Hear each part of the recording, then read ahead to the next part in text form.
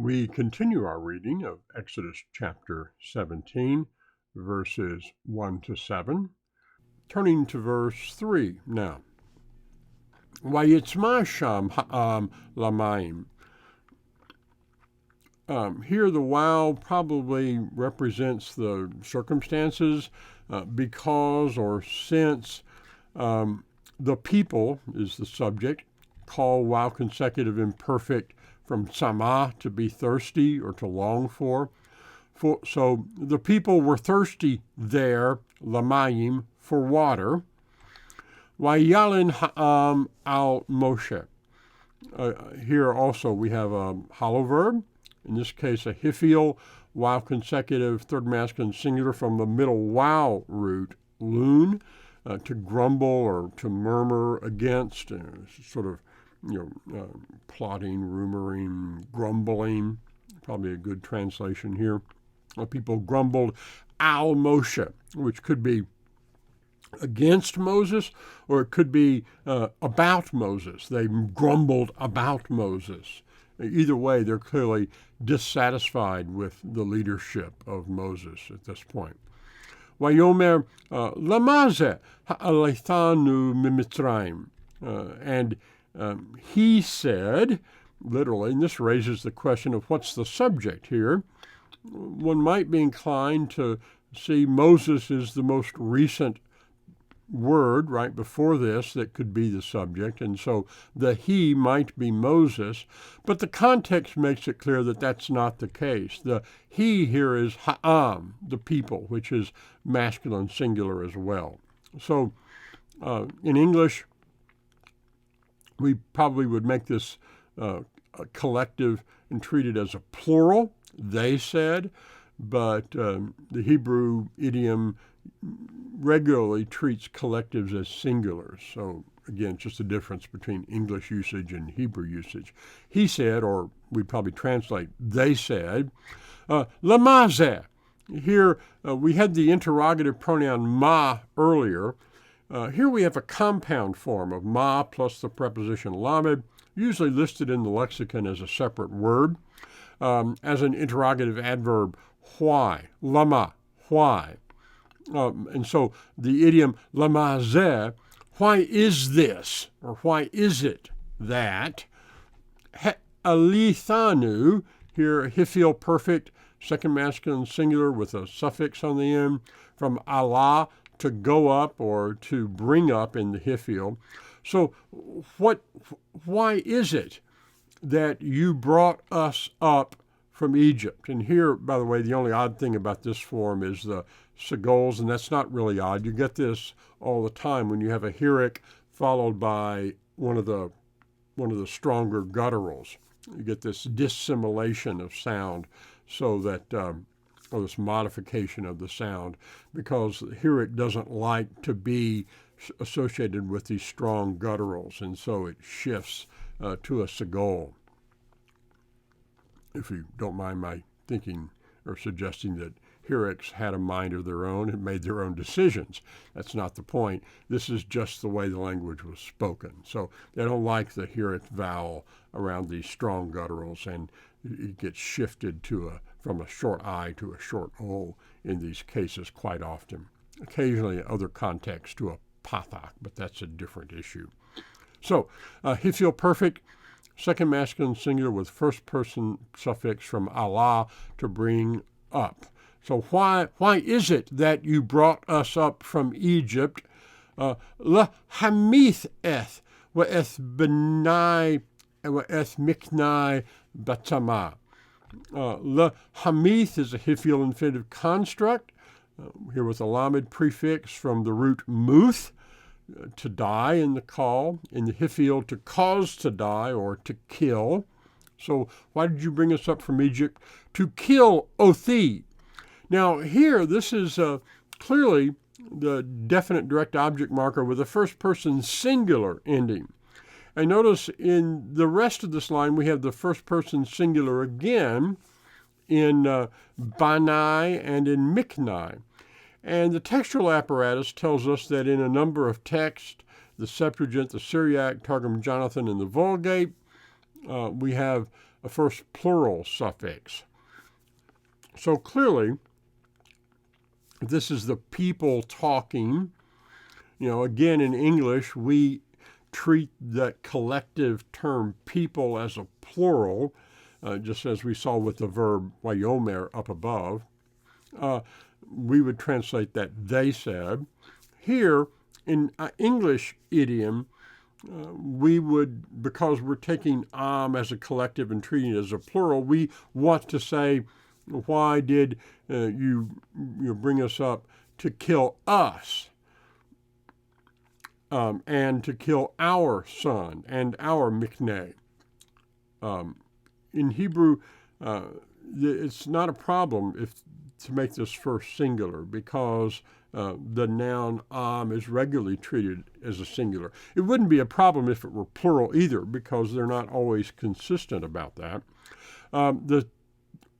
The variants read this as a plural, and that may be because there was a form of the Hebrew text that actually had the plural, or this may be simply a matter of these versions translating it according to the sense, the way that we would do. So I don't know that this is a big deal. Some commentators emphasize the singular here and say, they're using the singular because every individual person is thinking that way.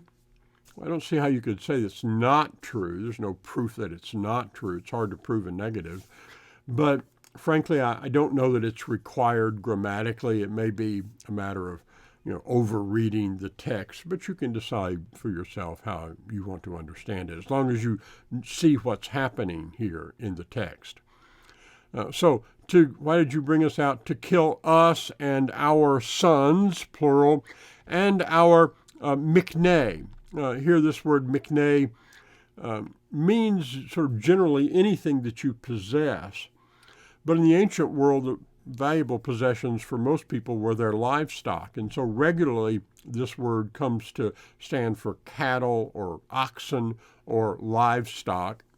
Here, probably the more general livestock, certainly not possessions, because possessions wouldn't die.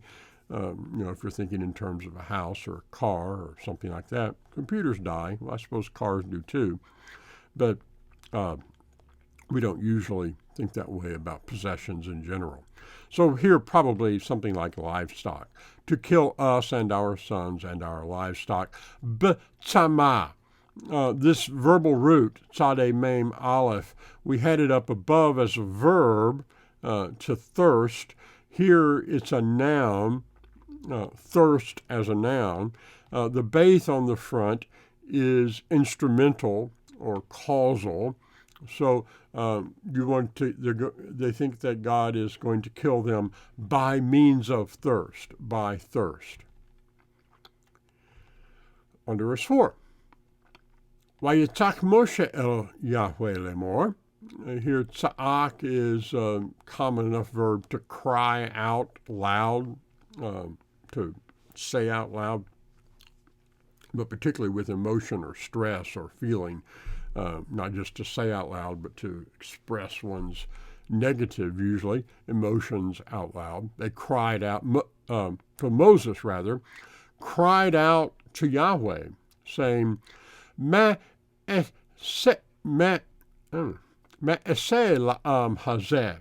Ma here, again, what? We had this interrogative pronoun before. What will I do? Call imperfect from asa. Lanu, here the lamed could be taken, what will I do to the people, to this people, or for this people. Moses isn't necessarily going to do anything to them, but he might do something for them. Also, the lamed here could be taken in the sense of about. What am I going to do about this people? Od ma'at wa sakaluni. Od ma'at is a little bit of an idiomatic phrase. The word ma'at is a noun, sometimes used as an adjective also, meaning a few or a little, meaning a little bit or a few of something. Sometimes used as an adjective, sometimes in idiomatic phrases like ma'at ma'at, meaning a little bit, the repetition. Little by little actually would be probably the best English translation of that repetitious phrase. Here it's used in combination with oath before it. Oath is an adverb, and it generally means one of a couple things. It can be anticipatory, anticipating something that has yet to happen or still to happen. But it can also be used with an additive sense of something more, more of X, and also with a repetitive sense of again, doing something again, or doing it more than once. So all of these you can see are kind of related ideas of something that is possibly going to happen or happen again here. So in this phrase, od ma'at, probably something like just a little bit more. They're just on the edge of this, so it won't take much to push them over, or something like, one more small step. That's all it takes. And what will they do if there's just a little bit more? What are they on the edge of doing?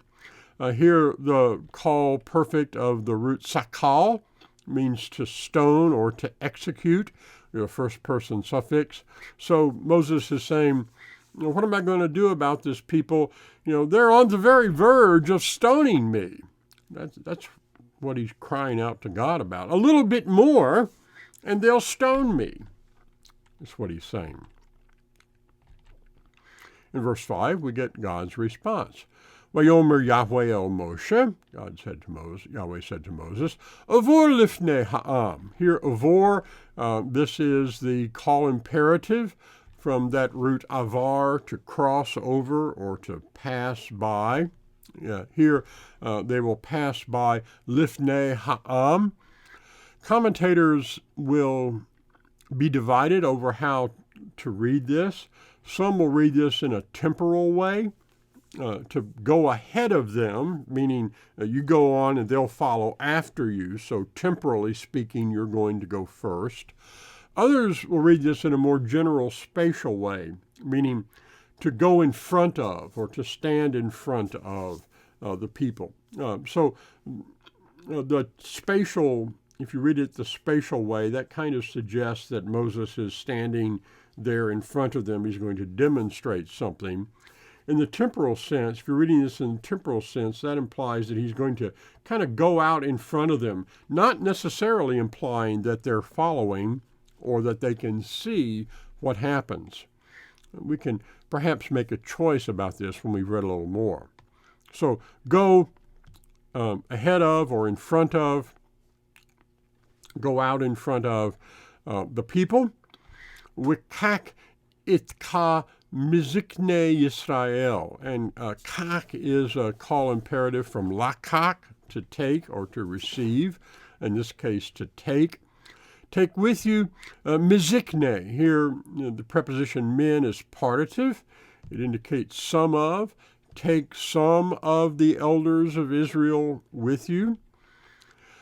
When we get to the next phrase, it's helpful if we see this athnach there at the end of the word Yisrael and understand that what we have here now is a division that separates two clauses. Oh, take with you some of the elders of Israel. Notice we have a verb in each of these clauses. So mataka, your mat, is not the object of, it's not the second object of the verb kak in the preceding sentence. We wouldn't want to read this, take with you some of the elders of Israel and your staff. And the reason for that is that it messes it up at the end. So this is a new clause, so we probably put a period after Israel, and then continue the thought with a new sentence. And your staff, this word mate is interesting. What this word really refers to is any kind of short, long, thin, straight thing. So it can be a rod, a symbol of office. It can be a staff, like a walking staff. It can be even like a stalk of grain, where you have a thin stalk and then the head of the plant at the top. It's used for that. It's also used as the word for the shaft of an arrow, that long, thin, straight piece of wood that is the centerpiece of the arrow. By extension, when it has in mind the idea of a rod or a symbol of authority, it sometimes then by extension is used to refer to the tribe that one exercises authority over.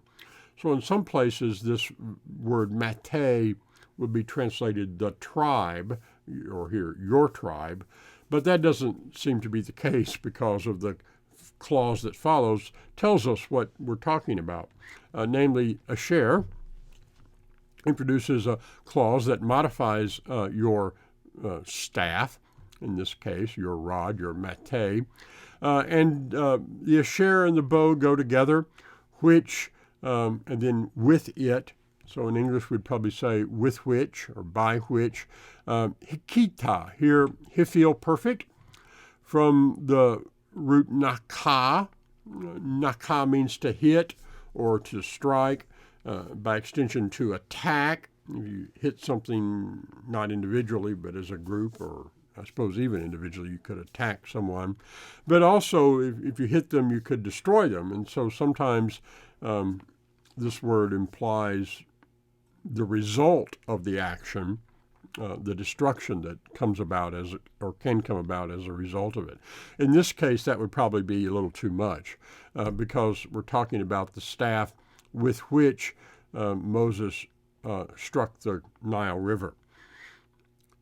This is a challenging verb to parse sometimes because the only root letter that's left is the kaf. There's a dagesh in it. Anytime you get down to one root letter in Hebrew, the only combination that's going to give you one root letter is if the root is first nun and third hey. So when you get down to one root letter, it's always going to be a verb that is doubly weak with a first nun and a third hey. There are no circumstances in Hebrew where you have a verb form with no root letters. That's a good thing. So, the staff with which you struck eth Yaor. Yaor is the proper name for the Nile River in Hebrew. Our word Nilos, our word Nile comes from the Greek Nilos, but the Hebrew name for this is the Yaor, the Nile, the Yor.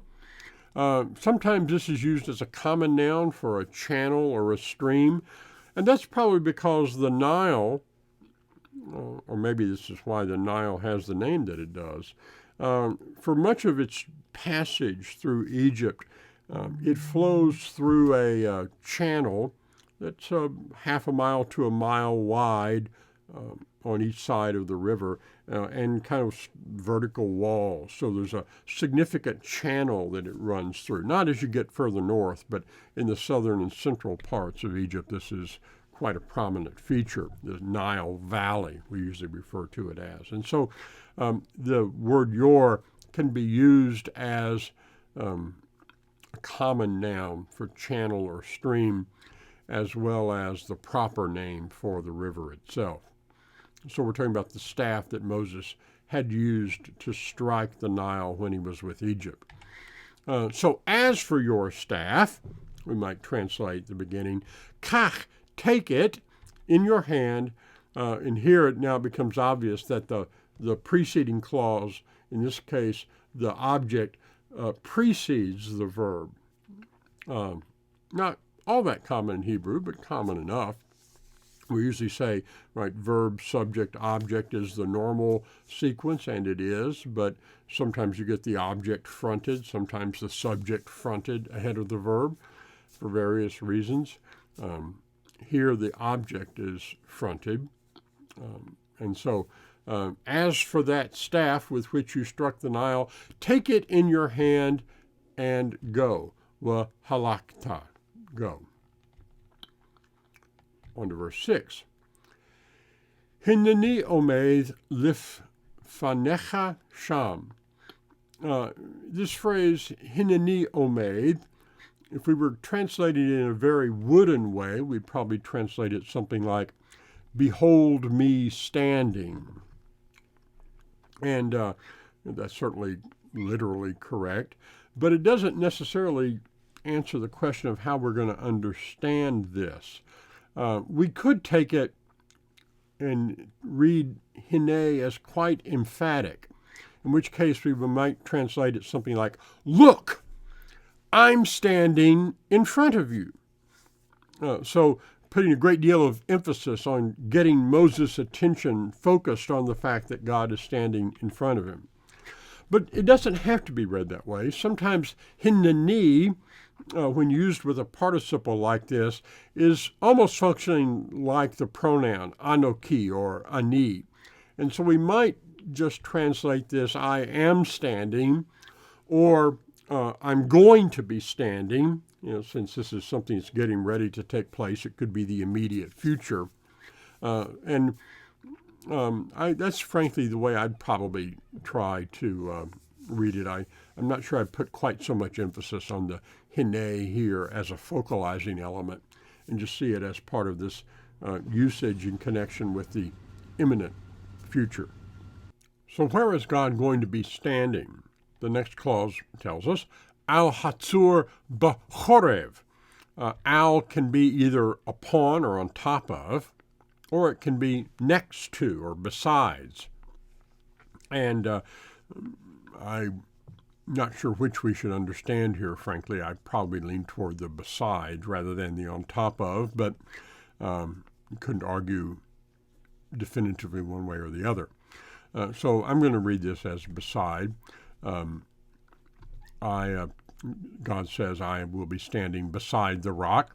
Much more interesting is Behorev. So far as I know, all English translations take this as the place name of the mountain of God, at Horeb or in Horeb.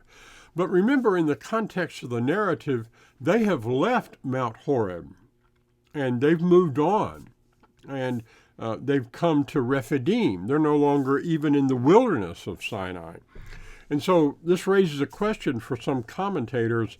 How can Moses say that, did they turn around and go all the way back to Horeb where this is taking place? Or maybe are they still within sight of Horeb? Because we can't locate these places definitively on a map, we can't answer that question for certain. But I'm inclined to read this differently. There's no question that as the word stands in the Masoretic text, it's the place name Horev. But the word Horev as a place name is simply a slight modification of a common noun Horev, which means a dry place or a dryness. And so I'm going to read this not as the place name, but I'm going to read this as a common noun. God says, I will be standing in front of you there beside the rock in a dry place. Of course, this requires reading the tsere as a segol. That's a very minor change. It doesn't affect the consonantal text at all. But I think it makes a great deal more sense in the context of the journey. And also it then sets up what's going to happen, what God is about to do here. So even though I don't know of any English translations off the top of my head that read it that way, that's the way I'm going to understand and read it, beside the rock in a dry place. And you will strike the rock. Here, the base marks the object of the verb nakah, to strike the rock. Wayatsu mimenu mayim. Wayatsa, this is from yatsa, to go out or to come out. There will come out from it water. Wishata ha'am. Here, call perfect with a conjunction on the front. Shata, to drink. The conjunction in this case probably again represents result.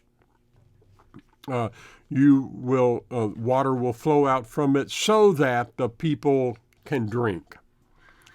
The last phrase here in verse 6, Vaya'as kein Moshe la'enei ziknei Yisrael. Vayas from the third hay verb asa, to do.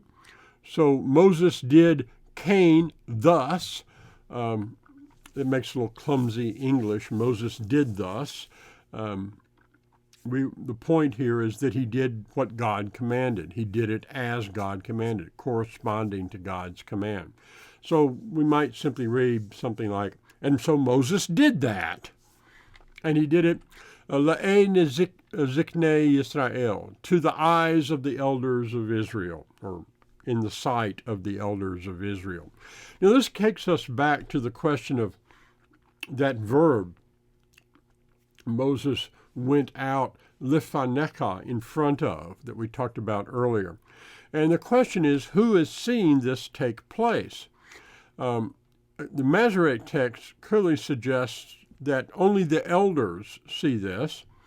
The Septuagint reads this as people instead of elders. And here we don't know whether, we presume they must have had a version of the Hebrew manuscript. Perhaps they were influenced by the word ha'am, the people drank, just before that. Hard to be certain one way or the other, but there's no doubt that the Hebrew text reads elders.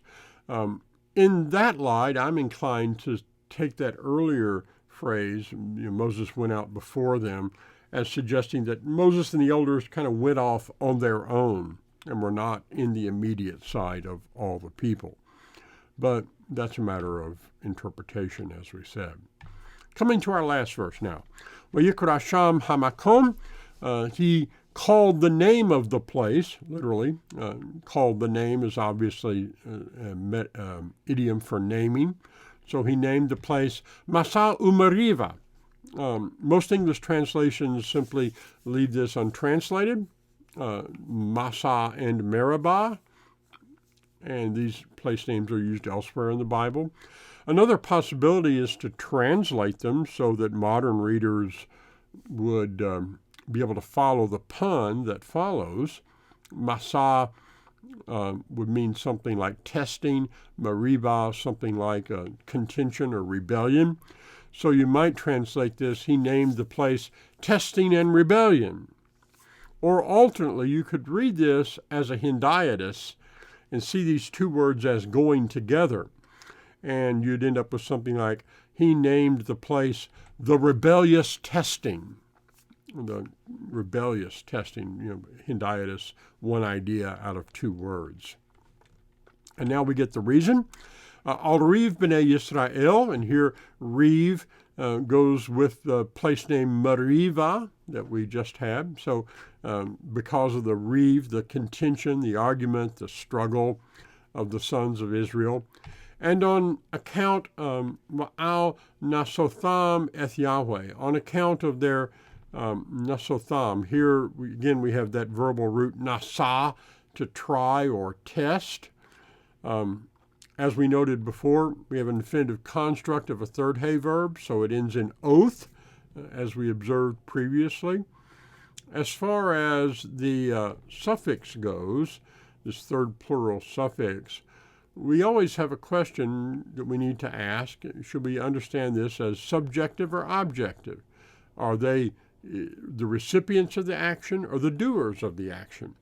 In this case, it's a subjective genitive. That would be the classical grammatical equivalent term.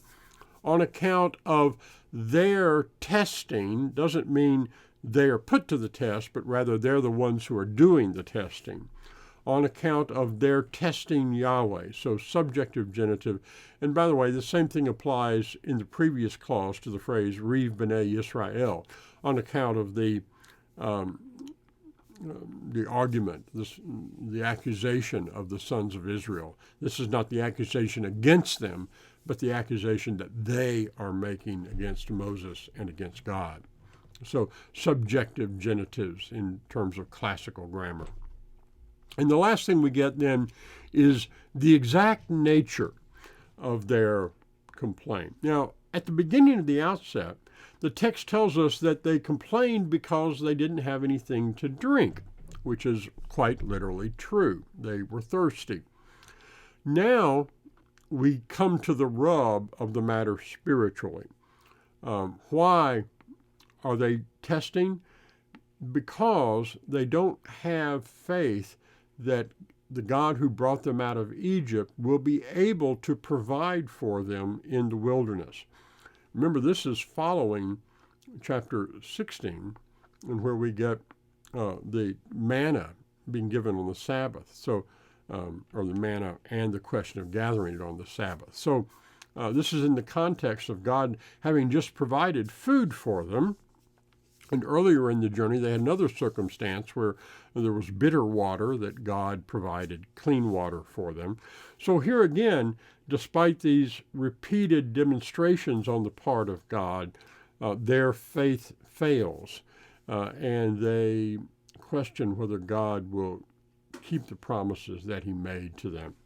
As far as grammar goes here, we start off with a hey interrogative, indicating what follows as a question.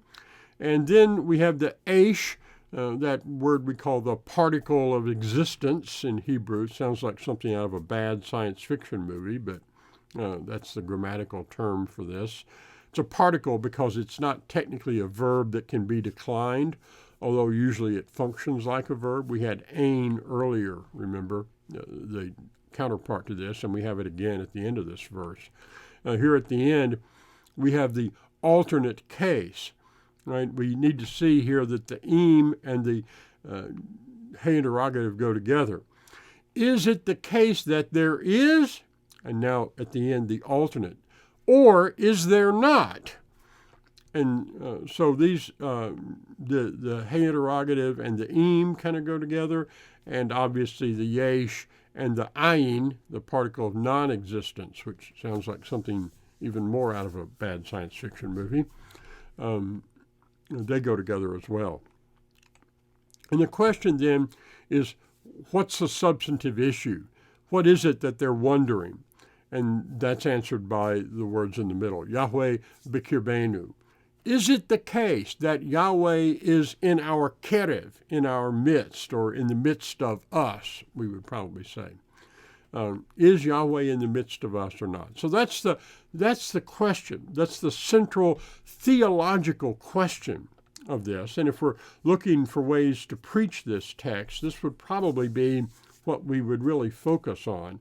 That is to say, Israel's lack of faith, despite Yahweh's numerous demonstrations of faithfulness, and that calls attention to our often lack of faith despite God's repeatedly gracious treatment of us.